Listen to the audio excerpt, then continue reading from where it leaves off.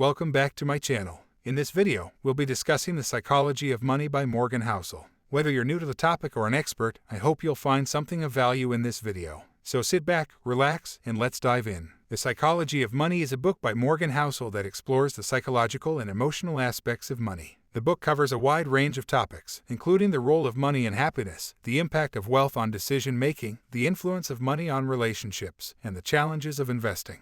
The first chapter of the book explores the role of money in happiness. The author argues that money can bring happiness, but only to a certain extent. Beyond a certain point, having more money does not lead to more happiness. He also explores the concept of hedonic adaptation, which describes how people quickly adapt to new levels of wealth, and how people tend to focus on what they don't have, rather than what they do have. The second chapter deals with the impact of wealth on decision-making. The author argues that people with more money tend to make better decisions because they have more options and can afford to make mistakes. However, he also points out that people with more money tend to be overconfident and can fall victim to money blindness, which results in poor decision-making. The third chapter focuses on the influence of money on relationships. The author argues that money can create conflicts and tensions in relationships, but it can also bring people closer together. He also talks about how people with more money tend to have more friends and social connections. Finally, the fourth chapter deals with the challenges of investing. The author argues that people tend to be overconfident and emotional when it comes to investing, which can lead to poor investment decisions. He also provides some insights on how to make better investment decisions, such as diversification, understanding the risks, and being patient.